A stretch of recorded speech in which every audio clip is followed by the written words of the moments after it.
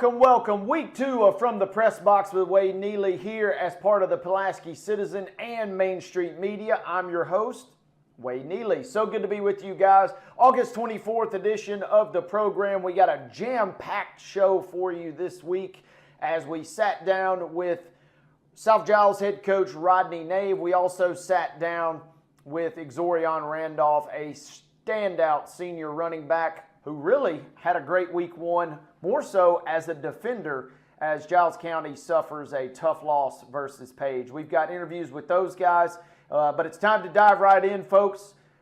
We kick things off with a little bit of a headline grab, and your headlines coming out of our first show and week 1 of the high school football season are just that. 2 heartbreaking losses for our programs here in Giles County, as both the Bobcats and the Raiders. Richland Falls at home versus Lincoln County, 28-27. An absolute heartbreaker as head coach Nick Patterson and the Raiders, they score with 12 seconds left. They roll the dice and they go for 2, only to come up just empty by just a couple of inches. So Richland falls short in their upset bid versus a 5A program in Lincoln County. Just down the road here at the Brickyard in Pulaski, I was on the headset in a wild game. I'm telling you folks, this is one of the crazier games that you're ever going to see at the Brickyard. Certainly one of the wilder contests that I can recall having been a part of from a broadcast standpoint. Giles County rallies late and forces overtime, 27-27. In the overtime, the Bobcats turn down the 3 points. They go for the touchdown, and on 4th down, Johnny Jackson goes in for a TD, and the Cats kick the extra point to go ahead 34-27. But Page answers back with a 4th down score of their own, and they elect to go for 2. Head coach Charles Rathbone also rolling the dice, and they come up with the conversion. So GCHS falls 35-34. Helmet stickers, if you got to give them out this week, for Giles County, it's got to be Kamari Turner as the senior playmaker. Had over 200 all-purpose yards. He had a receiving touchdown. He had over 150 receiving yards. He had a rushing touchdown. And he had a key 4th quarter fumble recovery for Giles County. This kid continues to just be electric.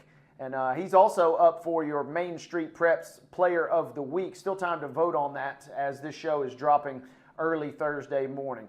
Helmet sticker for the Richland Raiders.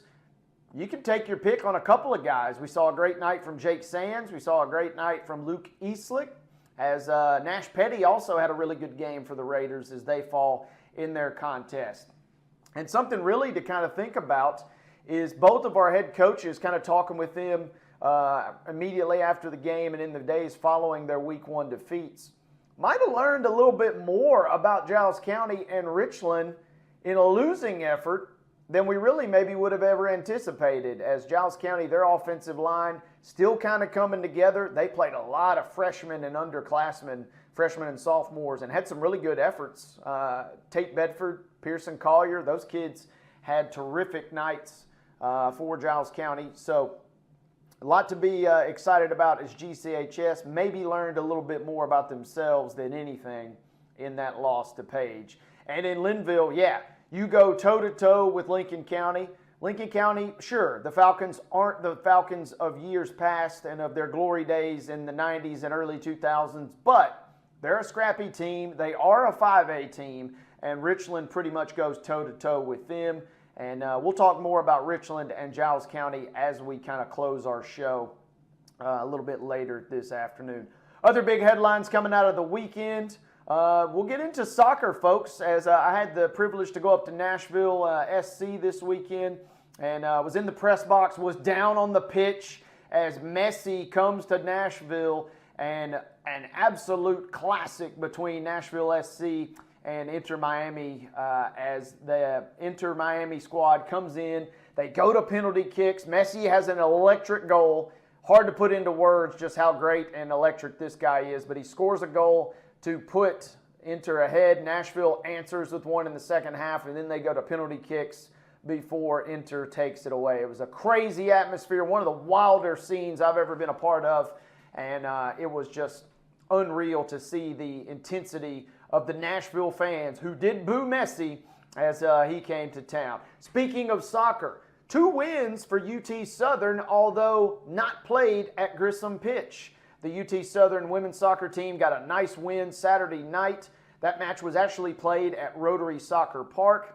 And then just a couple of days ago, earlier this week, the men's squad gets a nice victory. That game was played on the practice facility over there at East Campus. So Grissom Pitch, they're having challenges with the field conditions right now, but the Firehawks are still finding a way to get wins to start their season, even though they're not playing on their traditional Grissom pitch. So more on that as the season unfolds. They got a little bit of a break between now and the next couple of home matches, so hopefully we'll have a chance to restore Grissom pitch to where it usually is. But UT Southern starting off with 2 nice wins. The men are now 2-0 actually, with a nice win last week as well. So kind of a breakdown there, and that kind of wraps up our opening segment here. We're going to take a quick time out. When we come back, I'll be sitting down, well, I'll be standing with South Giles Eagles middle school head coach Rodney Nave. Coach Nave, always a fantastic interview. We talk all things South Giles. That was just ahead of their Tuesday night kickoff versus Cornersville. They go on to eventually lose that game in the second half, but we had a great time talking with Coach Nave. And then still to come later on in the show, I'll speak to Giles County senior standout, Exorion Randolph. So stay with us, folks. We're back right after this. You are watching From the Pressbox with Wade Neely. Haney Financial Solutions is a New York Life company. We're for the people who put their love into action. Backed by over 175 years of experience, New York Life companies like Haney Financial Solutions have been helping people just like you protect what matters most. So go ahead and make a difference in the world. Visit NewYorkLife.com or call us today at 931-363-6490. Haney Financial Solutions. We're here to help. Southern Tennessee Regional Health System. Pulaski is here to help you be well. Our mission is to make our community healthier, and we're your community hospital. We're committed to providing trusted care when you need it most.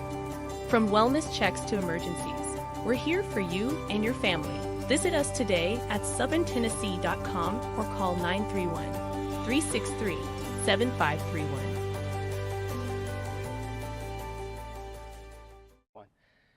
Hey guys, welcome back. We're here at Sam Davis Park.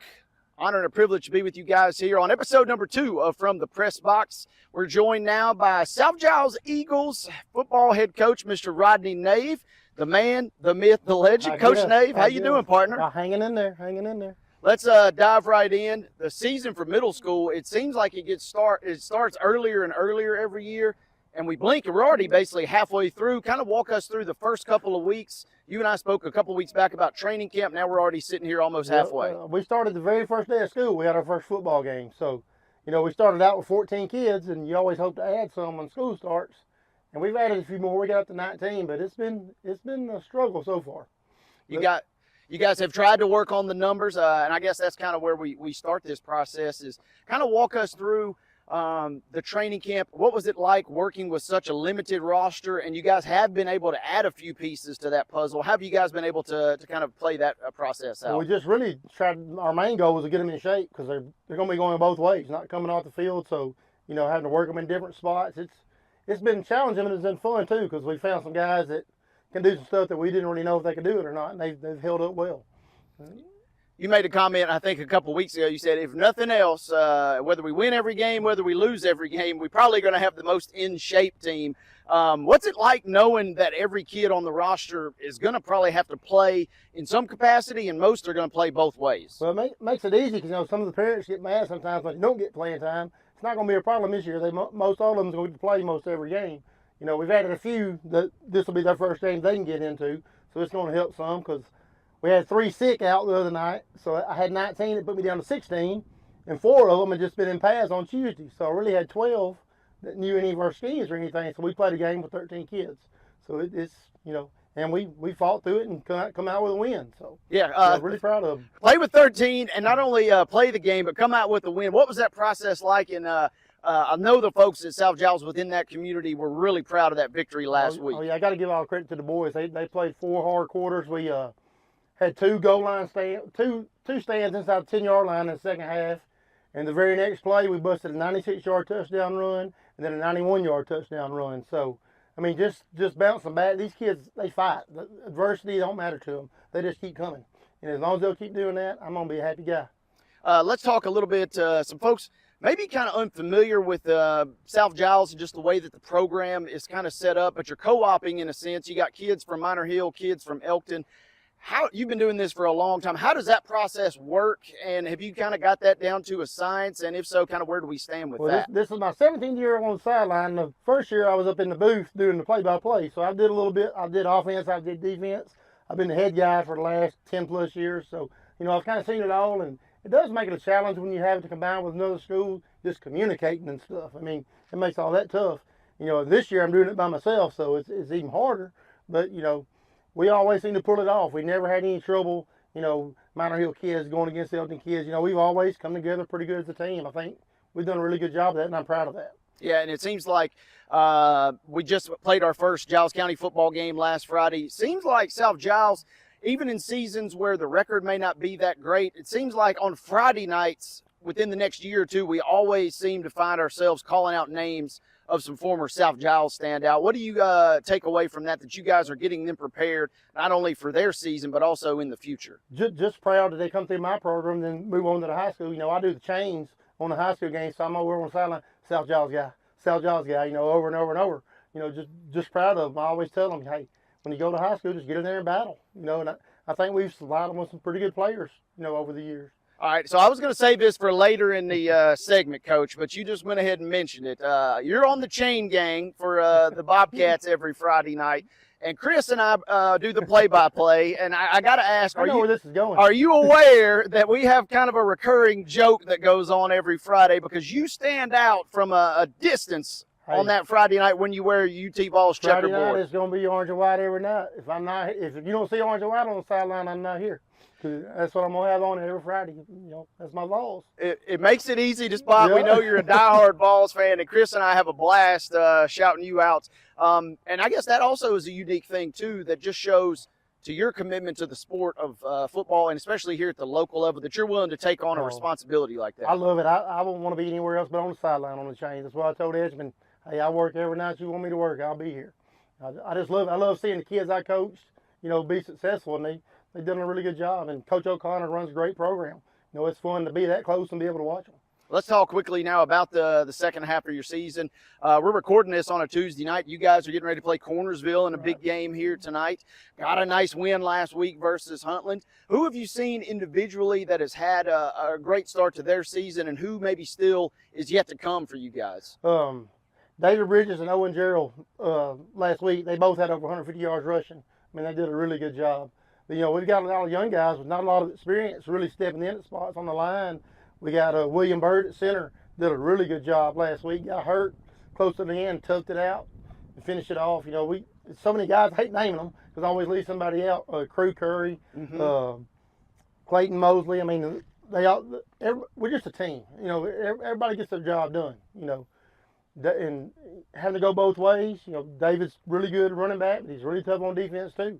He's hard to account for. And Owen Gerald was first year he's played for us, and he's really been a difference maker. Had to beg his mama to let him play. He's a really good baseball player, and he finally got to come out, and he's made a difference. He's been huge for you guys. You also mentioned Crew Curry. Seems like this is a kid that's continuing to get better week by week. He's a smart kid. He knows what to do with the football. He's really shown up on defense more than I expected. Really made some really good plays. But he's our quarterback, and he gets us in the right play. And does even if I call it wrong, he gets us in the right play and does a good job with it. Just a smart kid and gritty and do whatever you tell him to do. Real coachable. That's the best thing about this group. They're coachable. And that's why we get them a little better every week. They're soaking it in, and I'm proud of them. Also, you had spoken earlier in the season when we chatted, given the lack of numbers this year, said really your strategy on offense. We know you like to milk the clock a little bit anyway, but you're really trying to put together long drives. Giles County last Friday night had 2 or 3 drives over 10-plus plays. I know that probably excited you. Is that still kind of the offensive That's philosophy? What we try to do now. If we bust a home run, I'm not going to be mad about it. Right. So we'll try to drive it, take our time in the huddle, just give them any little break we can give them because the main guys are going both ways, so it makes it tough. But, Guys, we hadn't had anybody going down with injuries, cramps. We seem to be in pretty good shape. So, that's always good. But I don't know. They're just tough. I got to give them all the credit. And the way the defense is set up, you said you may have to be strategic with your timeouts as far as giving those guys breaks. Yep.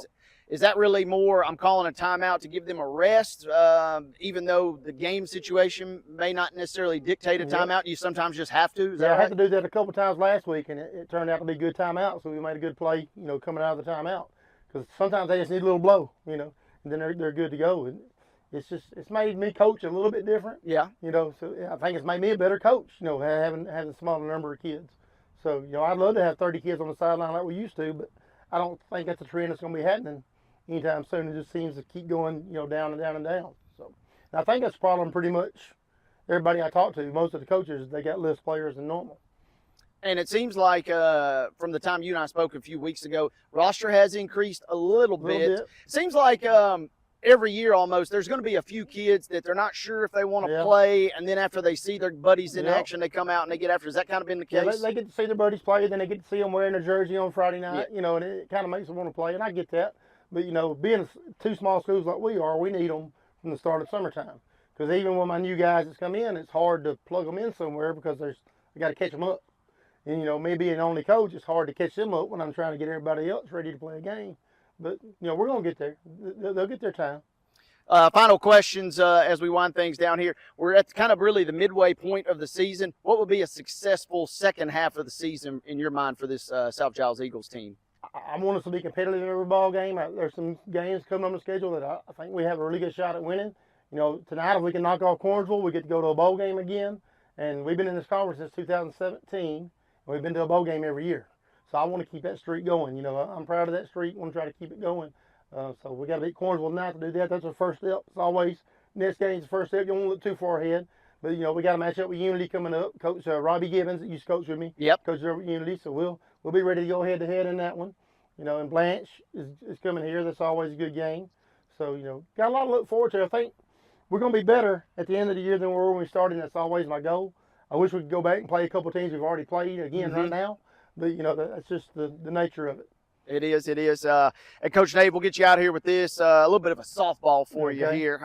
This is the last week before the start of real big-time college football kicking off. You got the Vols lid on. We see you every Friday night wearing the checkerboard. What's your prediction for Tennessee? They kick it off next Saturday versus Virginia at Nissan Stadium. I'm probably being a homer here, but I'm going 10-2 or 11-1. Alabama and Georgia, they're still out there. We got to go to Alabama.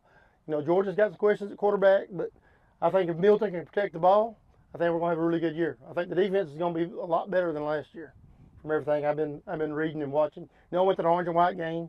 The backup, the freshman quarterback looks really good if Milton struggles. But, it's easy football. You never know. Nobody expected Tennessee to be that good last year. Right. It was just year two. This year three, Heupel, he's so good at calling plays, getting them in space. I think we're still going to light the scoreboard up. I think the defense is going to be better. So I'm looking for another good year. I'll be there. I got season tickets again, so I'll be there screaming and watching. That's a man that's confident in his Vols. Coach Nave, thank you as always for your time, brother. Thank you for your coverage. Thank you for your coverage. Rodney Nave is the head coach of the South Giles Eagles. They have a game tonight versus Cornersville. We'll update you on that when this show airs on Thursday. As we wrap up this segment of From the Press Box here from Sam Davis Park, we'll be back right after this. The Natural Gas Department of Pulaski is here to help you save money. Natural gas is safe, efficient, and cost-effective. It's up to 50 to 60% less expensive than electricity for home heating. Plus, it's clean and efficient, so you can feel good about your choice. Call us today for service or visit our website to learn more. Make the switch to natural gas and start saving today. If you're looking for a new job, let M&M Staffing be your guide. With over 20 years of experience, we know how to connect great people with great opportunities. We work with over 80 companies, so we're sure to find the perfect job for you. Our team is dedicated to helping you succeed, and our high customer satisfaction rate proves it. Ready to get started? Visit us at mnmstaffing.net or give us a call today at 931-347-4255.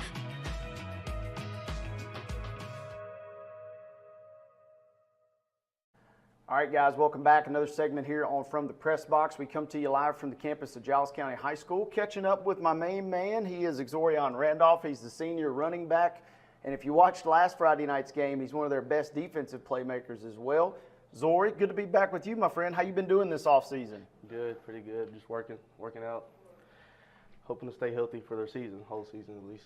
And that's kind of something we'll dive into. How are you health-wise? We know you had a rough go toward the end of last season, but it seems like you've been working really hard to try and get back. Kind of where do you assess yourself right now? I think I'm pretty good, 100%, ready to make it through the season.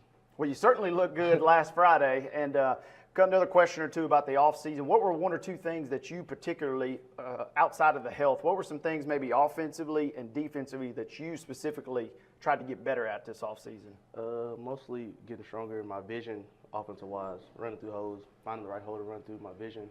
And defense, it's really not too much because I really don't play defense, but just defense-wise, I'll say coverage. Well, speaking of defense, I guess we'll start there. I didn't think that we'd maybe be talking to you about defense to start things off, but last Friday night, crazy game versus Page, one of the all-time wild games at the Brickyard. You fall in overtime, but you had a fantastic night defensively, and you and I were kind of joking off camera. I don't know did you know that you were maybe going to play that much going into the game defensively? Yeah, like I said, I knew I was going to play defense, but I didn't know I was going to play the whole game. Like I knew I was going to start there, but not the whole game. I didn't think I was going to.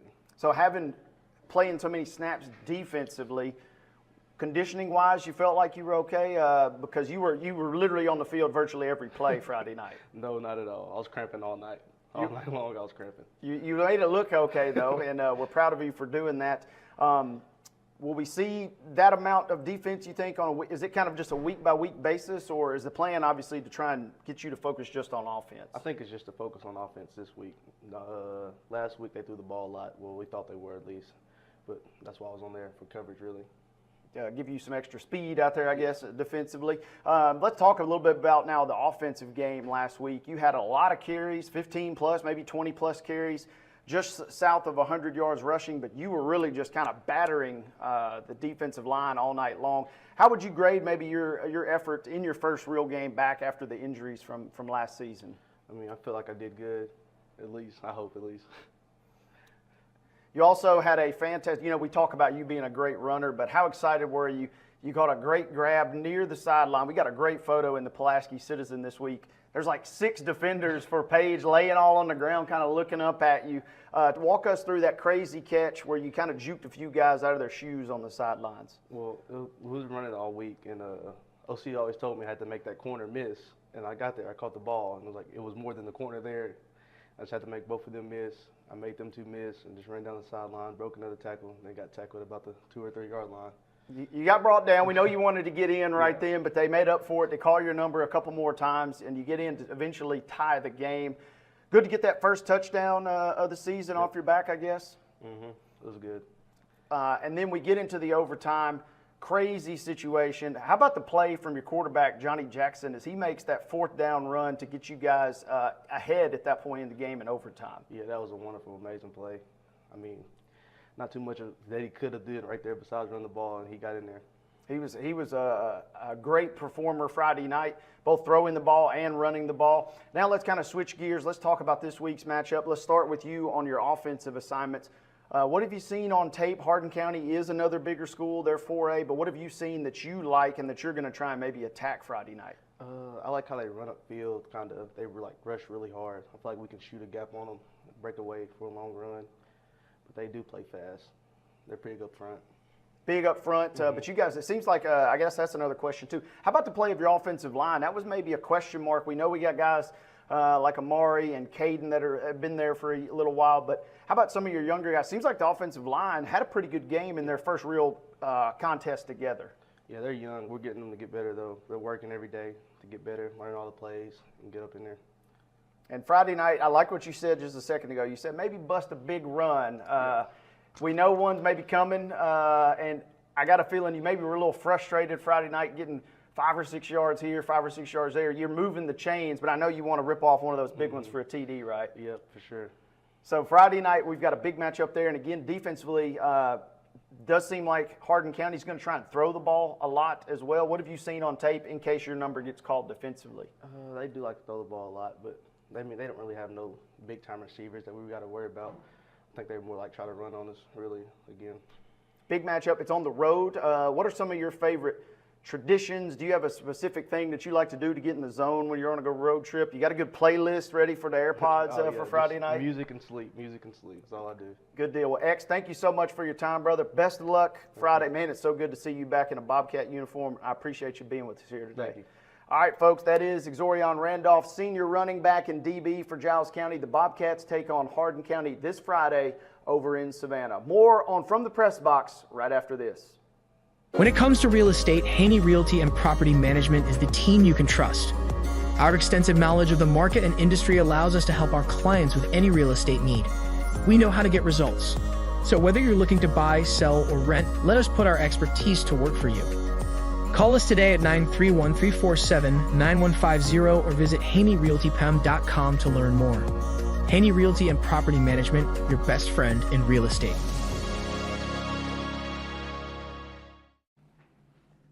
Welcome back, folks. Final segment here on From the Press Box with Wade Neely. It's time for the big finish, and hopefully you've enjoyed what we've had thus far on the show. Speaking with head coach Rodney Nave of South Giles, and then also catching up with the ex-Randolph of Giles County, a standout runner and just all-around great kid. So much fun to catch up with X. But into the big finish we go, folks.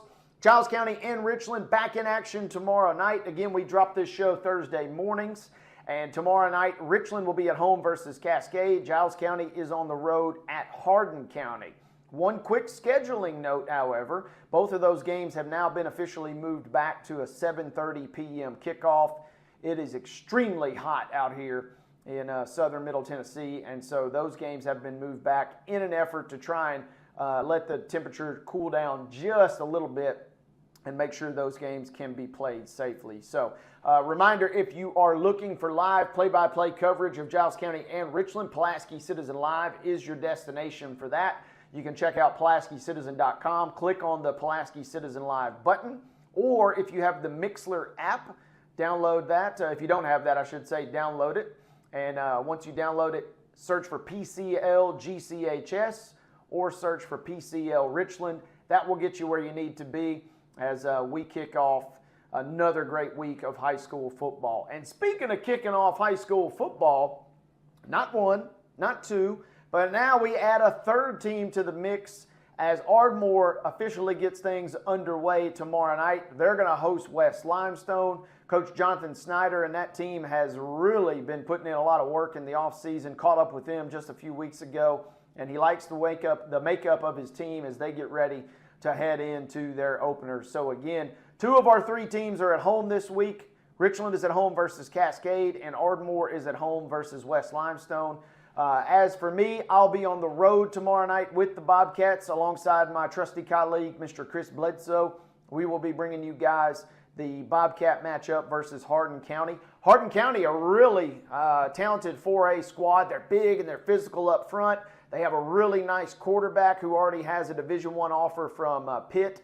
So Hardin County has got an explosive offense, and it'll be a fun matchup tomorrow night to see how Giles County stacks up against those Tigers over there in Savannah. So that's really about all the time that we've got here on another edition of From the Press Box. A reminder, folks, if you like this show, please make sure that you comment, like, and subscribe. And make sure you just tell a friend that you listen to From the Press Box with Wade Neely. We're committed to all things local and all things sports in and around Giles County. That's it for our second edition of From the Press Box with Wade Neely. We'll see you next time here from Pulaski, as this has been a production of Main Street Media.